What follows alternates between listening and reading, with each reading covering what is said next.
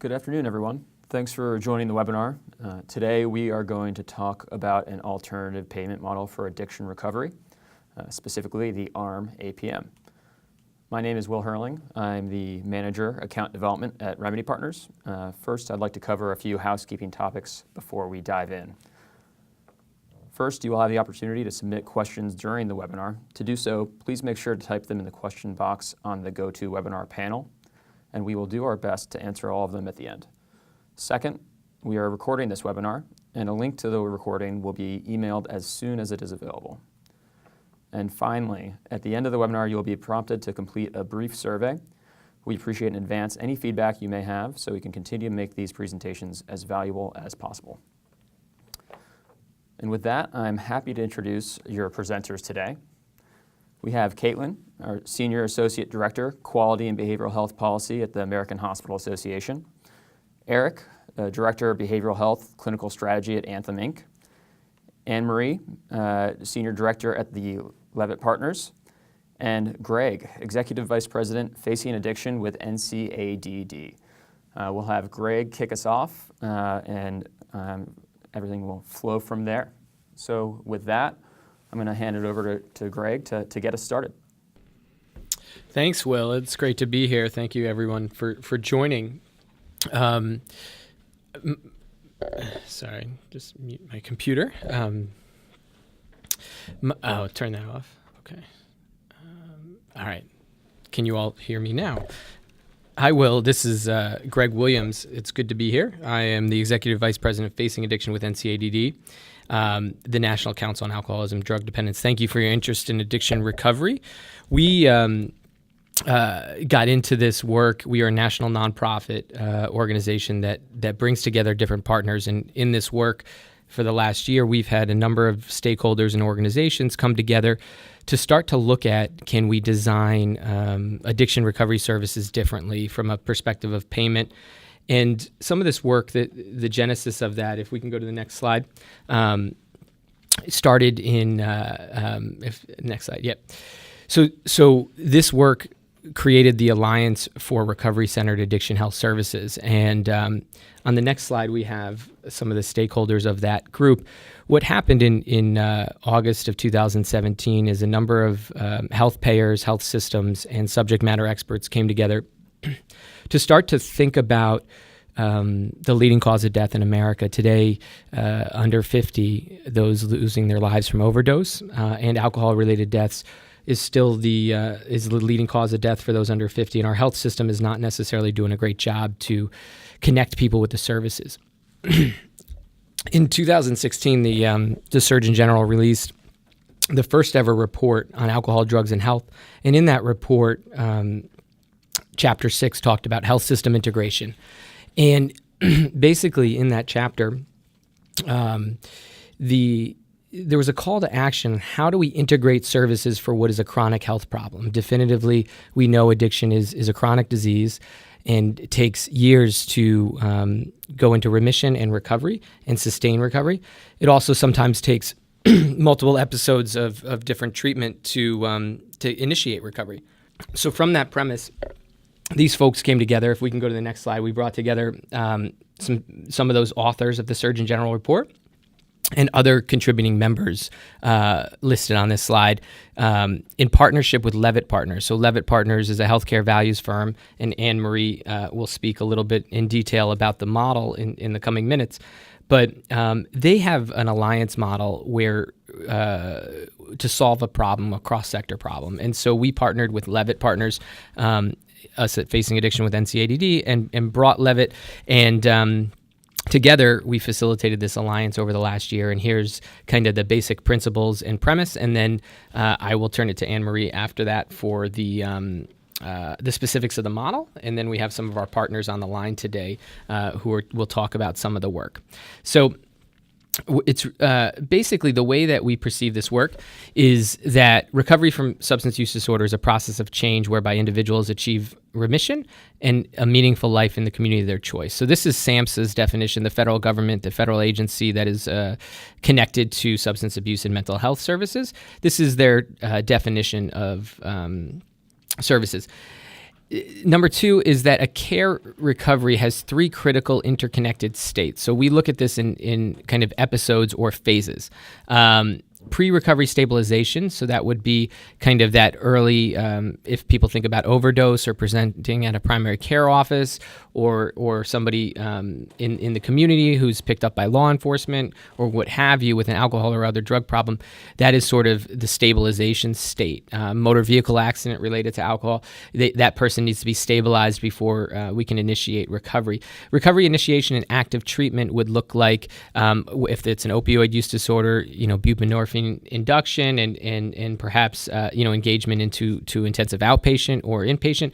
Alcohol can be both inpatient, outpatient kind of initiation, and sort of the clinical service sets in those early days. Most of what we offer today in our communities, that what we think about treatment would happen in this episode 2.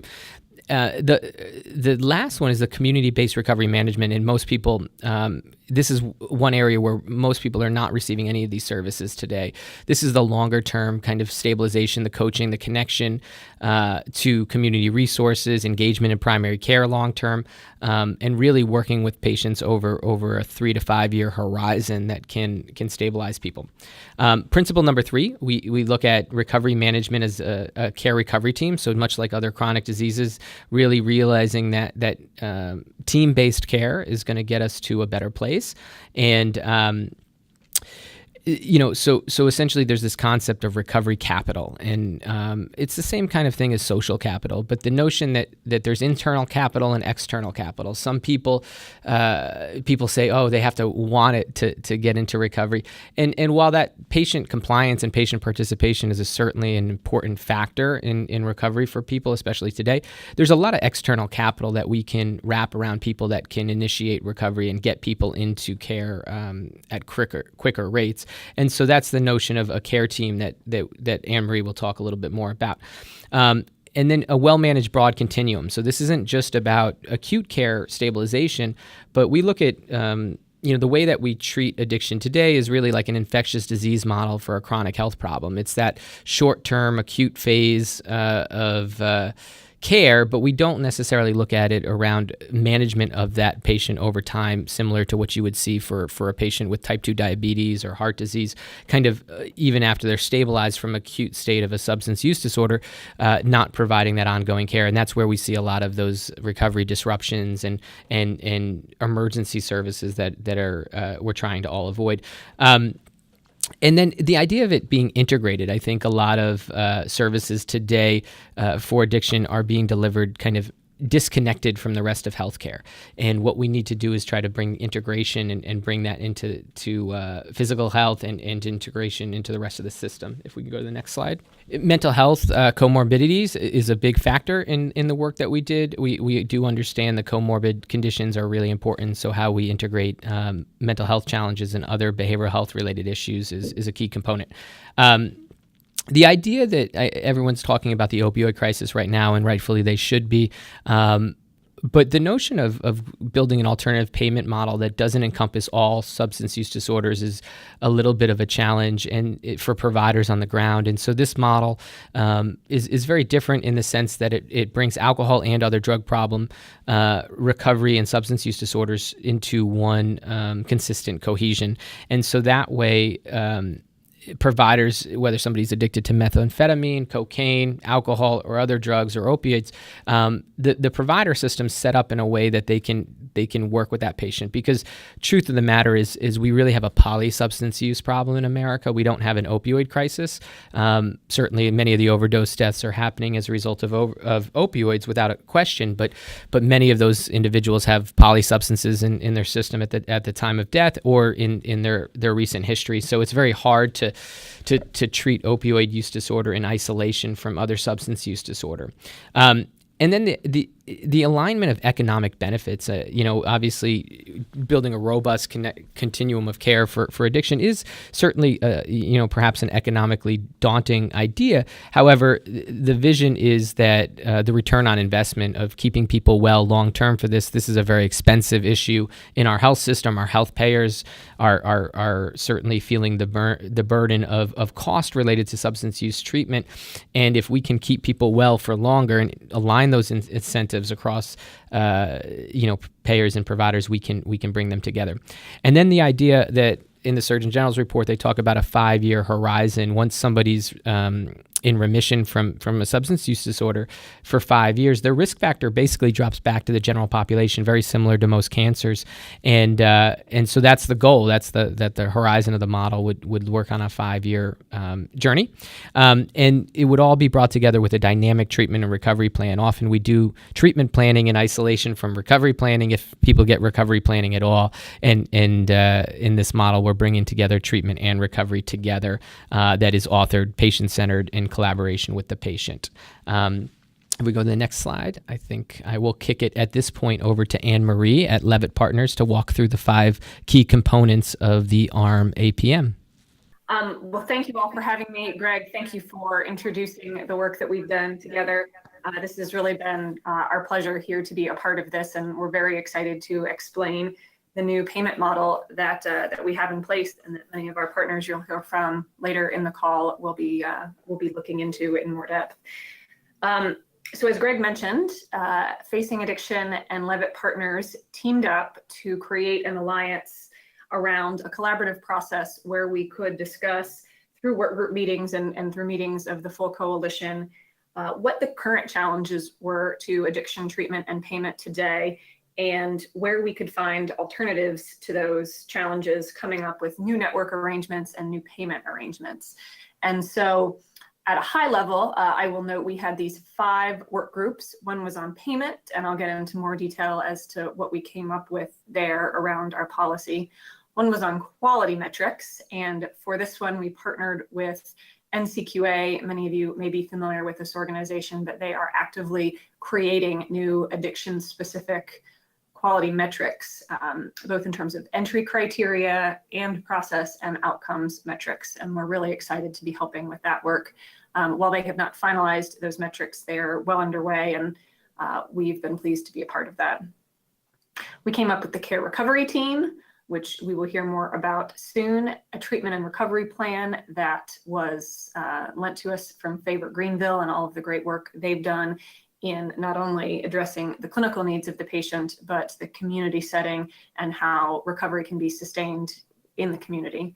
And then coming up with really a network arrangement that not only incorporates integrated delivery networks, but that also comprehends an ACO type model where there's patient attribution and contracted entities coming together with a risk-bearing entity in order to enact this alternative payment model.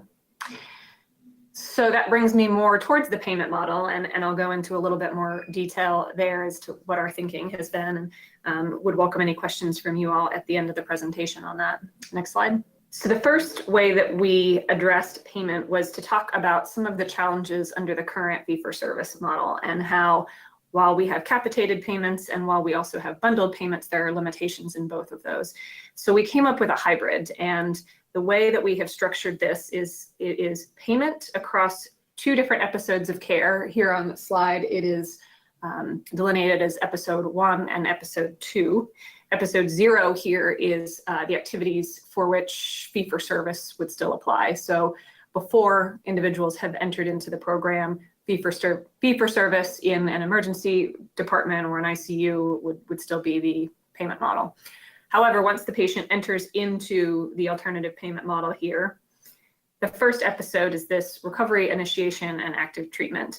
And under this, there is no specific timing. That was one of the shortcomings of bundled payments that our participants wanted to surmount.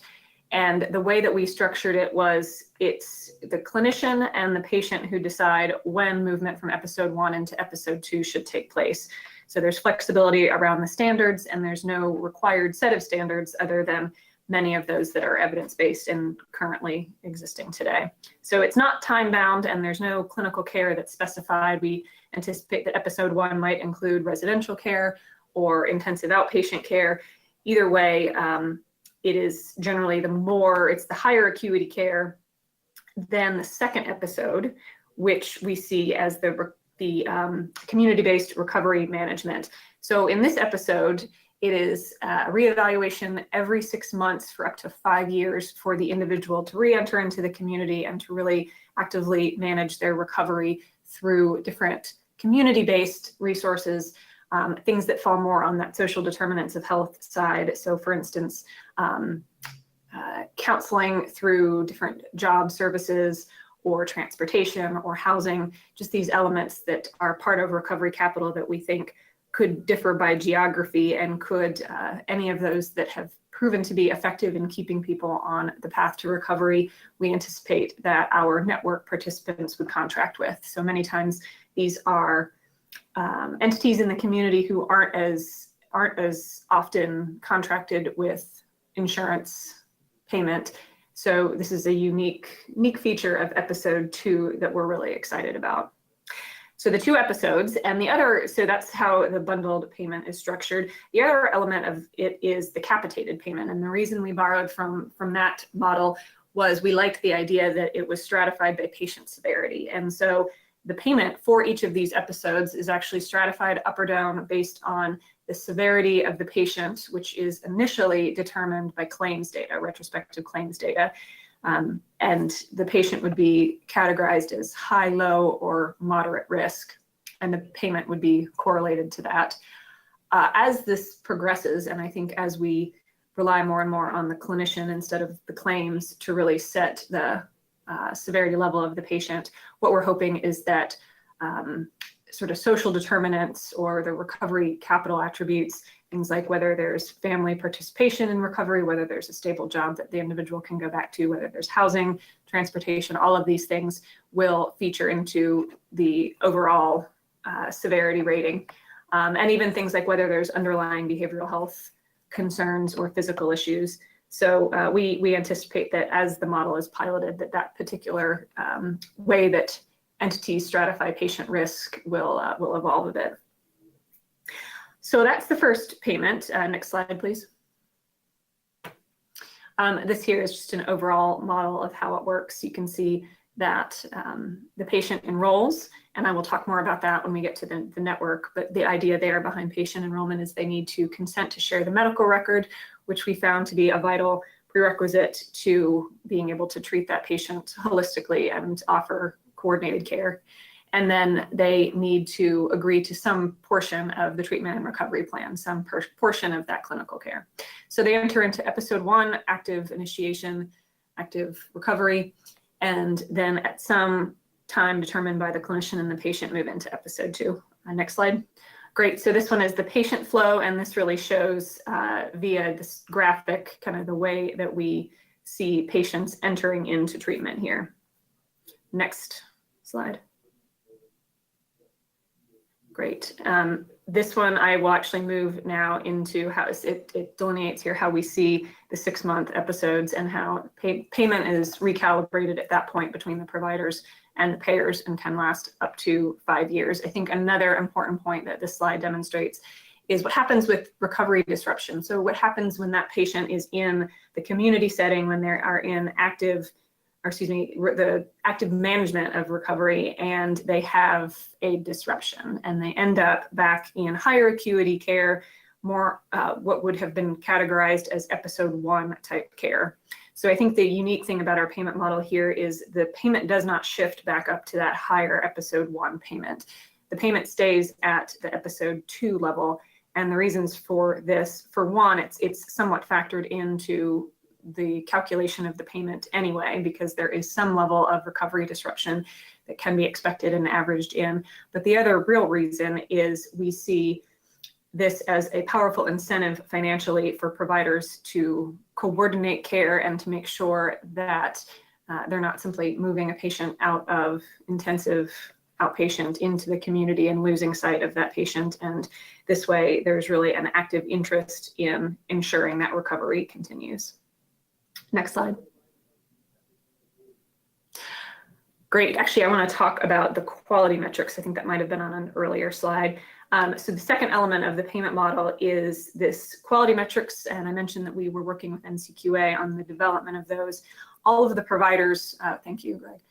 The providers will be using quality metrics in order to potentially earn a bonus payment at the end of a predetermined amount of time between the payer and the provider systems. So when the care is excellent and really meets those process and outcomes measures, providers can expect a bonus payment that is correlated towards their quality metric achievement. So then finally, the final element of our payment model is this overall shared savings potential. And we're really excited about this. We've seen this a little bit in CMS's thinking, this shared savings through their ACO programs, but this idea that if you can reduce overall costs for that individual under the healthcare plan through better coordinating care, both in terms of underlying behavioral issues, physical issues, and simply better addiction treatment in and of itself, we expect that the costs for treating that patient overall will go down. And so the idea in this shared savings pool is that the cost of the patient outside of the ARM APM versus the cost of the patient within the ARM APM should be somehow calculated, and that pool of savings can then be available both to the providers and to the plan as incentives for enrolling patients and for meeting quality metrics and keeping them in recovery. All right, if you would go back to the slide that we just left. Thank you so much. So here we have our care recovery team. This really shows you the individuals who we anticipate would be part of any care recovery team in that network. There's the peer recovery coach, there is the care coordinator in the center. And again, we think this plays a really vital role in ensuring that not only that the medical record is shared among all of the treating providers, but that patients are referred out for appropriate care as it relates to any other physical condition or any other underlying behavioral health issue, or frankly, any other addiction separate from the one into which the person entered for treatment. Behavioral health specialists, physical and dental specialists are those that can be referred out to.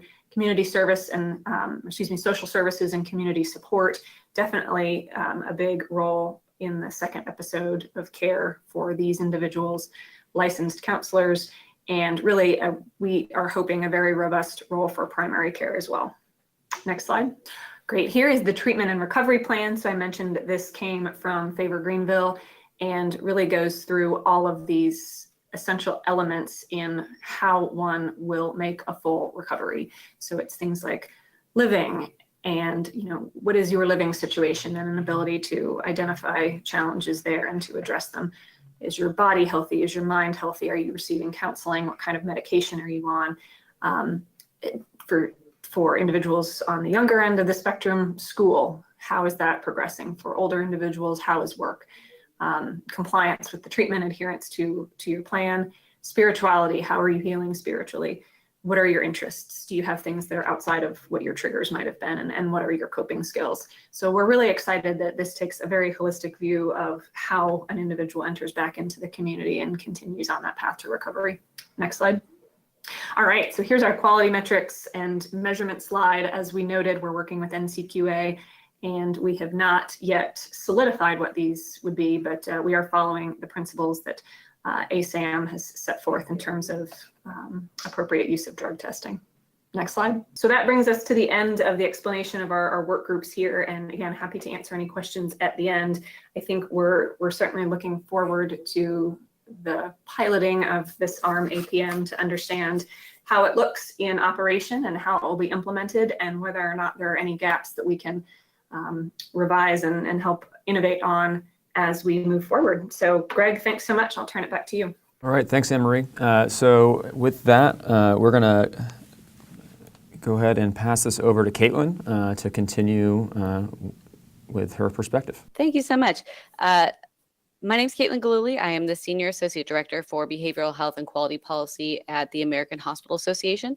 And I want to take just a couple minutes today to talk about who AHA serves, how hospitals are facing the addiction crisis. I am going to focus on opioids a little bit just to gives the most up-to-date data that we have. There's a lot of updated data because of the recent national attention on the opioid issue, but obviously a lot of these lessons are going to pertain to addiction in general. But I also want to talk about why our members are so excited about this care model that we're discussing, just to give some context around how this recovery model came about and some of the considerations that are really fueling it. So next slide, please. So AHA is a national organization that represents and serves all types of hospitals and other types of providers. So we advocate for nearly 5,000 hospitals, healthcare systems, and other types of facilities, including post-acute care. About 1,600 members that are psychiatric and substance use disorder providers specifically.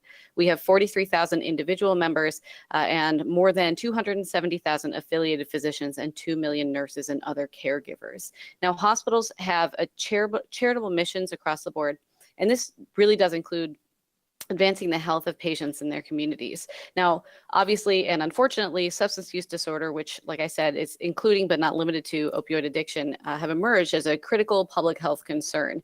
And I don't have to tell you these numbers. We've talked about this a lot, but just again, to give a little bit of context, the U.S. Department of Health and Human Services estimated that in 2016, 2.1 million people had just an opioid disorder specifically, resulting in over 42,000 deaths from overdoses and approximately $504 billion in economic costs. So next slide. Hospitals really are at the forefront of the response to this issue. And we'll start with the emergency department. An emergency department saw over 142,000 visits for opioid overdoses from July 2016 through September of 2017. And that results in about 315 visits per day where physicians and other clinicians are routinely called upon to make life-saving interventions. So for those that they can save, hospitals and physicians with whom they work closely really do play an important role in getting patients access to longer-term care and addiction treatment. And this includes not only administering overdose reversing drugs in the ED, but also offering training and supplies to a patient's family and friends, connecting patients with case managers or peer navigators, and even starting to administer medication-assisted treatment in the ED. We do face several barriers to making these connections that Greg alluded to. These include regulatory and legislative restrictions on sharing information and making referrals. So as much as there is care that's starting in the ED, there are still a lot of barriers to get over to make a lot of these connections. So next slide. We'll talk a little bit about beyond the emergency department, where hospitals and health systems also address the consequences of addiction in infants born to substance-dependent women. So in 2013, which is the most recently available data, 6 cases per 1,000 hospital births involved an infant born with neonatal abstinence syndrome, or NAS, which is a group of conditions caused by the infant's withdrawal from drugs that he or she has been exposed to while in the womb. This is triple the rate of NAS births since 1999. And some states like West Virginia are seeing over 33 births per 1,000 involve NAS. And these numbers are probably on the low side because in 2013, only 28 states were reporting this data. Infants with NAS require significantly more care than other infants, and hospitals typically provide that care in a neonatal intensive care unit, or NICU. And NAS patients have trouble breathing, they have trouble feeding, they're more prone to seizures, so that means that they require 24-hour one-on-one care. Next slide. So the efforts to provide the care for these patients, this consumes a significant amount of resources, both for providers and patients and payers as well. It's growing more and more expensive to treat overdose patients. The Substance Abuse and Mental Health Services Administration, SAMHSA, found that for privately insured patients, the cost for treating opioid addiction and opioid overdose has increased over 800% in just 12 years. So today it's at about $2.6 billion. Another study found that the average cost to hospital ICUs for the neonatal abstinence syndrome patients climbed from under $60,000 in 2009 to over $90,000 in 2015, which is almost a 60% increase in just 6 years. In addition to just the cost to provide these life-saving services, there are other costs that are incurred both by patients and healthcare providers. That includes social services, lost productivity, law enforcement activities, and that adds up to almost $80 billion per year. So these skyrocketing financial costs of treating patients with addiction-associated health problems are often borne by hospitals and patients themselves, as many of these patients are uninsured or underinsured. So according to that same SAMHSA study, 17% of adults with opioid addiction are uninsured. The national rate of uninsurance is only 12%. So that suggests that those suffering from addiction make up a bigger proportion of the uninsured. So while hospitals may be among the first to see the direct effects of opioid addiction, the effects of these diseases obviously spread far into the community. There are economic and social, cultural impacts, but due to the stigma that's associated with behavioral health disorders in general, but substance use disorders and addiction specifically, our current fee-for-service payment system really inadequately supports the recovery. And the healthcare industry has been steadily moving towards value-based care that rewards high quality and efficient care over just the quantity of services provided. Mental health and substance use recovery have not been sufficiently included in those concepts, in those models, and in a lot of the work that's been done. So next slide. So the addiction recovery model we're talking about today presents a unique opportunity for hospitals, providers, caregivers, community partners, and obviously patients to give people the recovery support they need. The AHA and our membership is excited about this model because it incorporates clinically and scientifically valid treatment strategies that Anne-Marie just discussed and acknowledges the need for a long-term recovery process in addition to the acute stabilization. And those two are often really disconnected parts of the care continuum for some of the reasons I mentioned before. Now, before formally endorsing the ARM-APM, we vetted it with our various hospital policy boards, including our Psychiatric and Substance Abuse Services Council. And they were very supportive of our initial involvement, but they were even more energized when they saw the result of the efforts led by the Levitt and Facing Addiction teams. So all of the work that you just were walking through, all of these details really have been thought out, but there's still a lot of flexibility to implement these at the individual hospital provider system level. So our members have actually requested some more calls, just kind of one-on-one, to discuss and really understand the nuances, the details of the model. And they are now communicating with the various systems with whom they partner to discuss how to be more involved in this, how to start these pilots, and how to really start this getting going on the ground. So I and my membership are really thrilled that the work is taking off, because obviously the most important work, which is helping our patients and our communities with clinically effective and high quality care, can really take off. We have been working on this issue. This isn't new. Addiction is not new, but this concept of providing for a long-term care environment really is something that is new, and we're really excited about that. So I'm also happy to take questions at the end, talk more about what AHA is doing in this space and how we see some of these issues interacting with the model. But for now, I will turn it back to the presenters. Great, thank you, Caitlin. That was excellent. So with that, I'm going to pass it on over to Eric to give us a bit of his insights from Anthem. I appreciate the opportunity to talk a bit about Anthem's perspective. So. And really working with the Alliance has been a wonderful opportunity for Anthem to partner with a number of wonderful organizations to address a need that, Caitlin, I think you outlined a lot of what Anthem's concerns have been from a financial perspective and from a provider relationship perspective. So I'd like to spend a little bit of time delving into, well, what's really been in it from Anthem's perspective. That really delves into some of the quality concerns, in addition to the financial concerns and the overarching substance use disorder treatment ecosystem. So if you could go to the next slide, I've got a couple of points here that I'd like to punctuate. So, first of all, I think that from a broad perspective, Anthem certainly supports alternative payment models for substance use disorder treatment that reinforce that integration between behavioral health and physical health, and certainly there are a number of ways that we can address that.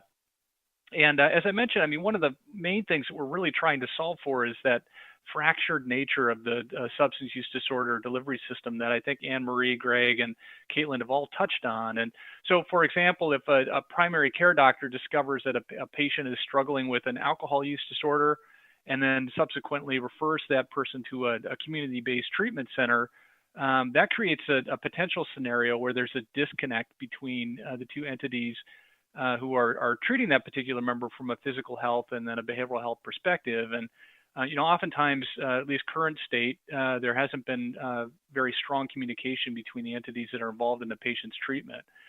So the patient could also be referred to an agency that offers only one level of care. So for instance, to a residential treatment center, making it very difficult to stitch together a path toward a long-term recovery, which Anne-Marie did a nice job outlining in the structure of the addiction recovery medical home alternative payment model. And really looking at it from we're in it for the long haul, and looking at it in terms of a condition care management perspective. So, and certainly because these organizations don't typically communicate very succinctly with one another, the primary care doctor, for instance, may not even really know about that substance use disorder issue, and may not have that clinically comprehensive information, which factors that into decisions that they're making regarding medical treatment approaches. So it can go the other direction too. So if somebody enters into a residential treatment center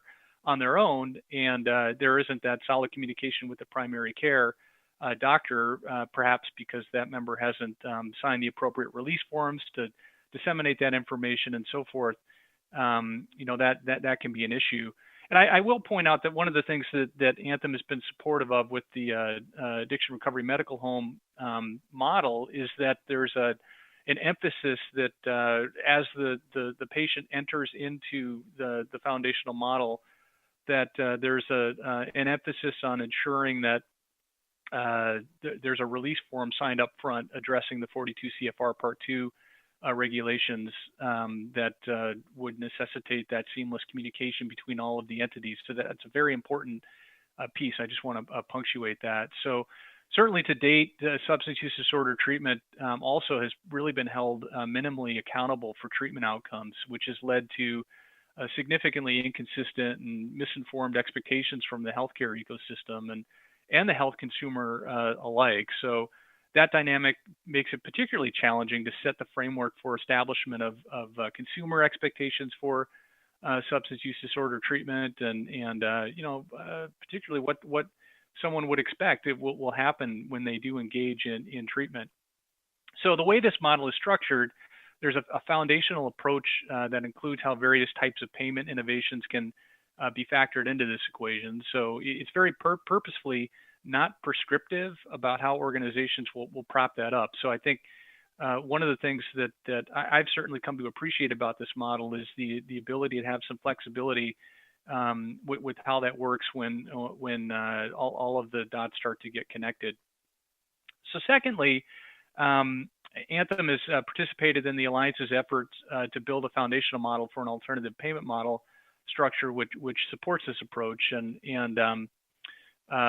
support for a model that embraces the treatment of SUD, as I mentioned, from a condition care management perspective, and one that incentivizes individualized treatment planning, which isn't focused on maximized reimbursement through higher levels of care, which Anne-Marie touched on. One of the components of this model, which makes it unique, and again, I'll sort of punctuate this again because I think it's very important, is that recovery disruption is built into the respective phases of treatment and allows for a fluidity with treatment delivery, which recognizes this. So for instance, during the community phase of treatment, if a participant has a recovery disruption and is in need of residential treatment, partial hospitalization, or intensive outpatient services, there's no expectation that the participant would shift back to phase one, as Anne-Marie had mentioned. So subsequent payment for that particular patient would remain at phase two level of reimbursement. And I think that's worthy of saying again. So from this perspective, there's that built-in incentive to assist the participant with remaining engaged in treatment over the long term to enhance their chances with securing successful long-term recovery. And lastly, Anthem is committed to working with our provider partners to engage a proof of concept pilot in at least one of our markets. I'm certainly, as in my role within the organization, overseeing our substance use disorder strategy, am committed to looking for more than that and really pushing the envelope in terms of who we can get involved and what ecosystems currently have some of the pieces in place that could really build the foundation for a successful proof of concept. So With that said, we're currently in the process of determining which markets may be the most appropriate targets for that proof of concept. And this has included an emphasis on targeting markets with the highest potential for tapping into those existing provider relationships, which already integrate behavioral health and physical health. And we're also looking for markets which have both government and commercial business opportunities. So, Anthem certainly, in addition to being across multiple markets across the United States, we also have multiple lines of business, including government and commercial contracts. So certainly a proof of concept that would be able to test the waters with a number of those capacities would be important. So Greg, with that, I'll turn it back over to you and Will. Great, thank you, Eric. So to wrap it up a little bit before we go on to Q&A, I'm going to spend a few quick minutes discussing how Remedy can help implement the ARM APM. So based on everything you've heard, this may sound a bit complicated or daunting to implement, but really, Remedy is here to make this easy for payers, providers, and employers alike. Episodes of care is what we live and breathe here at Remedy. It's what we do. We're the largest operator of episodes of care payments in the United States, have strong experience in multiple models so far, and have built a provider network that is in place, already at risk, and is ready to innovate in more models. So that's not to say that there aren't challenges in managing episodes of care, and specifically substance use disorders, but through our experience, we've developed the expertise and services to really overcome and remove these obstacles. It's clear that the ARM APM has been designed to change clinician behavior from the fee-for-service world and move it into value-based payments, but some of the other challenges you see really resonate and have been talked about by the other panelists so far today. I'd call out care coordination as a big one. As we think about this episode potentially lasting 5 years, being able to coordinate care across multiple care settings, different care providers that have historically not been talking to each other is quite a challenge. But we have the tools and tools have been used successfully to date to help overcome that obstacle. So at a high level, the three main areas that we focus on and how we can help managing these substance use disorder episodes are analytics, program administration, and provider engagement. From an analytics perspective, you think about the claims analysis that needs to be done to establish what are the target prices, understand what they should be for this new payment model, as well as identifying levers for how can we drive success, how can we drive positive outcomes at the end of the day for these patients, for the people who are trying to achieve long-term recovery. Program administration, we want to make this as easy as possible for those who want to get in and make a positive impact in this space. And so we have the expertise, we have the services to help with monitoring claims, track performance, all the way through reconciliations, and actually establishing the risk-based contracts for the provider networks that need to be put in place to drive success in this program. And lastly, is the provider engagement piece. When we think about care coordination across the entire episode, one thing that's been lacking in the past is the ability to see a longitudinal view of the entire episode of care. And so that's why Remedy has developed Episode Connect, our proprietary technology platform that actually provides that insight, aggregates that data, and helps coordinate care across all of those settings. So to dive in a level deeper here, when we look at the analytics side of things, it's obviously very important to get it right on the front end of what a target price should be and get agreement between payers and providers, and we help do that. But when thinking about actually optimizing care and optimizing the trajectory of an episode of care, it's very important to have real-time analytics as well and real-time insight into what's happening when we look at these episodes. So the ability to actively manage an episode of care, provide course corrections and optimization, and actually be able to predict how are we doing in this program before we get to a claims reconciliation moment. Administratively, again, I'll hammer this home, we're here to make this as easy as possible for providers and payers, and so that's why we have turnkey solutions in place, ready to go, whether that's plugging into existing TPA operations, getting the data sent over to Remedy so we can run it through our administration of episodes of care, or the Remedy platform can actually serve as a full replacement that operates independently. So when we look at that, what does that mean from an implementation standpoint? There's multiple ways that we can provide an implementation, and it largely depends on payer-employer feedback and their unique situation. It's, as Eric mentioned, one of the great things about this model is the flexibility that it provides, and we want to be able to work alongside that and be flexible to the needs of our partners. Now, there is the regular or preferred method of plugging in with your operations, doing the target pricing, reconciliations, contracting, and handling the claims feeds on that basis. But we can go lighter or heavier based on the needs that we see in our discovery conversations as we begin to pilot this program together. So one thing that's also unique in that flexibility of this program is the ability to do either prospective episode payments or retrospective. From a prospective standpoint, the episode budget target price can be set, triggered and paid out to either the provider that's contracted in this program or to Remedy. And as claims are incurred, as they come in and measure up against those budgets, they can be paid out accordingly to the contracting that we have in place and the performance within this model. So we have the tools, we have the resources and the expertise to do it both ways, whether it's retrospective or prospective, whatever makes the most sense to you and to us as partners. We're ready to get out there and get this done, both through conducting the episode of care, reconciling the payments, and managing where do savings need to be distributed or where do we need to collect on overages. So that's the program admin piece.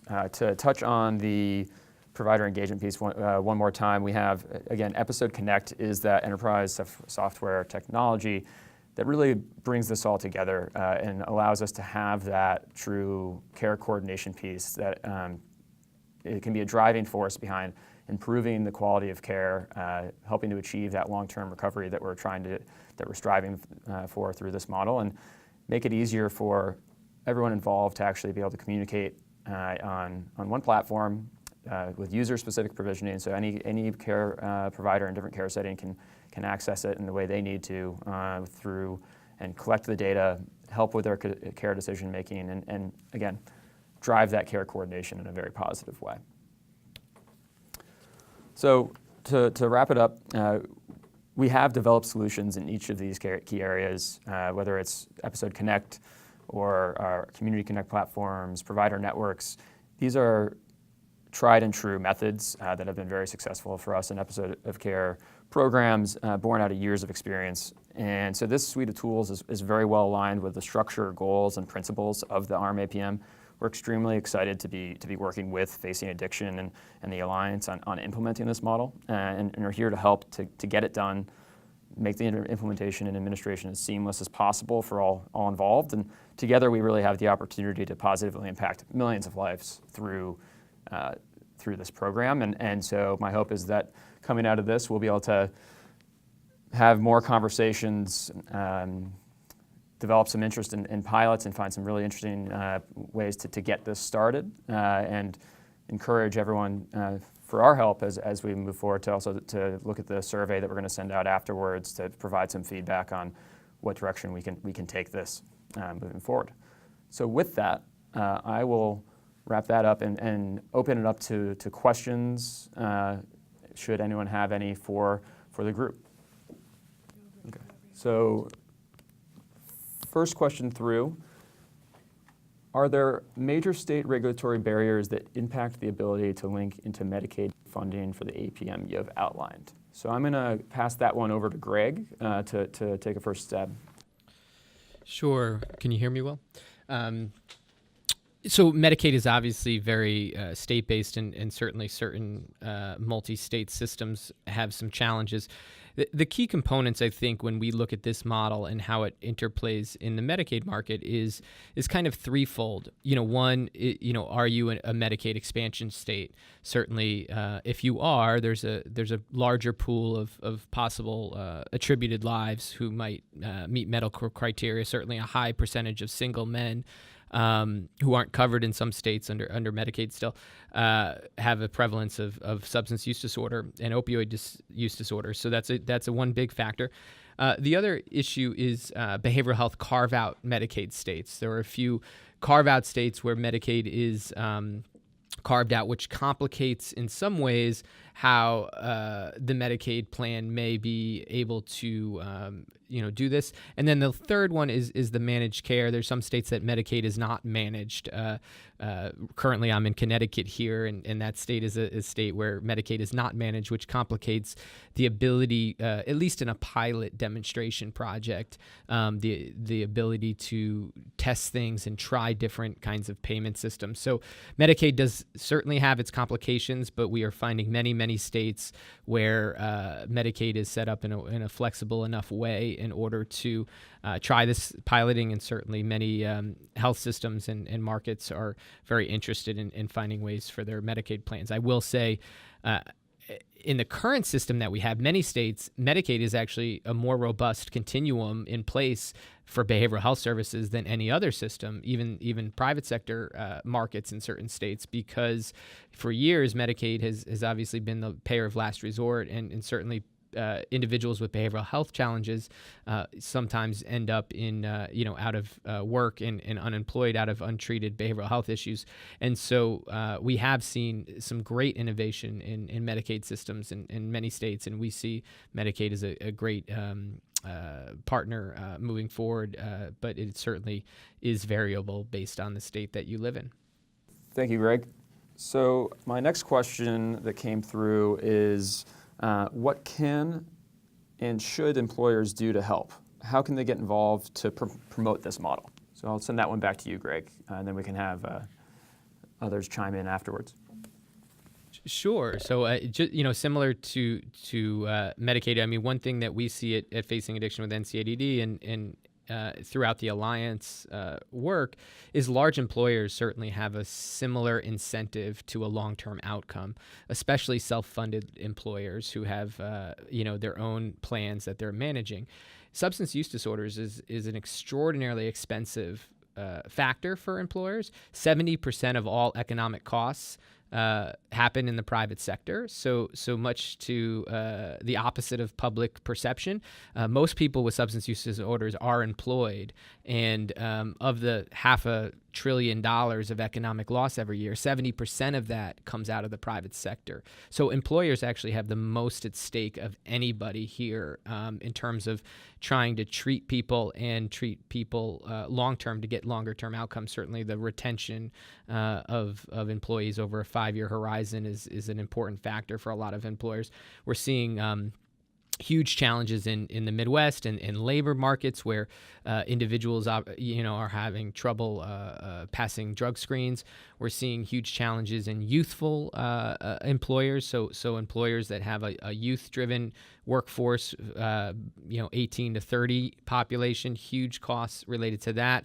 Certainly huge liability costs and unequated costs related to this. So we're really excited for some large employers who are looking at this and interested in thinking about this. They certainly also, one of the upside that they have is they probably have the easiest path from a policy and a regulatory barrier to implement something very innovative and new in terms of being able to do that. And the last thing I'll say is just the history of EAPs was from large employers, and it dates back to the 70s and 80s where individuals who were struggling with alcohol would get peer support inside their company because the companies realized how expensive lost productivity at the workplace was happening. And so, maybe this model can bring some large employers back to some of the roots of where EAPs started and the motivation for EAPs originally. So this next question, I think, can either be for Caitlin or Eric.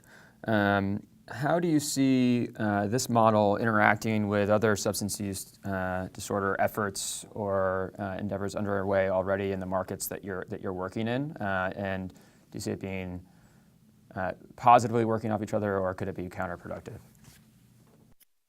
This is Caitlin. I can give a little insight to that. I wouldn't say counterproductive. I think right now, one of the biggest issues, and obviously the reason that this model was kind of put together in the first place, is because we do really have a fragmented system. There's outpatient, there's inpatient, there's community, and those aspects really don't speak to each other. One, because they're really not reimbursed that way, and two, there's not the allowances to make those kinds of communications. And so I think once there are, especially after we get some additional data on how the model really works, then we can start kind of recreating that, both with wider adoption of the ARM APM, but also outside of an alternative payment model. There is a sector of the world that is still fee for service and probably will always be fee for service, but we can still learn some larger lessons from, the best ways to connect patients with community resources. And I think that this will have some spillover effect in that way too. I think too that one of the issues that we've heard from our patients is that long-term recovery resources are not always reliable or legitimate. And so I think that if there are more, hospital-based or provider-based or clinician-based community partnerships, that will help kind of weed out those that are more profit-seeking and don't have as much of a regulatory structure to base their care on. So, there are always unintended consequences or effects whenever you put dollars along with clinical care. But I think that for the most part, I see this kind of both being a model for what we can do outside of an alternative payment model, and also just be an encouragement to incorporate addiction recovery into other value-based care processes that may not be specific to addiction, but just whole person medical home kind of structures that exist outside of the recovery model. So I don't know, Eric, if you have anything else to add on that. I would agree with that. I know we're right at the top of the hour, but just to punctuate that too, that to me, in my participation in this process, has really reiterated that this is more than just about financial savings and potential cost of care savings. This is about quality of care, and we have a number of other initiatives that we're involved with as an organization to really steer people towards high quality treatment providers. And to us, that really means care that's integrative and that approaches SUD care from a condition care management perspective. And Greg, real quickly on the large employer, I mean, certainly our large employers that we're working with aren't going to. They're working with us to try and help identify unique solutions to many of the issues that you laid out. So. There's certainly good pressure on us to start to deliver new mechanisms for approaching SUD for many of the reasons that you mentioned. That's great. Thank you, Eric. So with that, we've reached the top of the hour. Really appreciate everyone joining us today. Today's presentation was the 5th in our executive webinar series, which is called Transforming Healthcare with Value-Based Payment and Benefit Strategies. If you haven't already, I'd like to invite you to view for the entire series at our website, remedypartners.com/our-events. As a reminder, following this webinar, you'll be prompted to complete a very brief survey. We ask that you please take a minute to answer the questions. We truly value your feedback and use it to improve our content for you moving forward. With that, we also are open to any interest or questions regarding potential pilots or ongoing conversations about this model. Thank you and have a great day.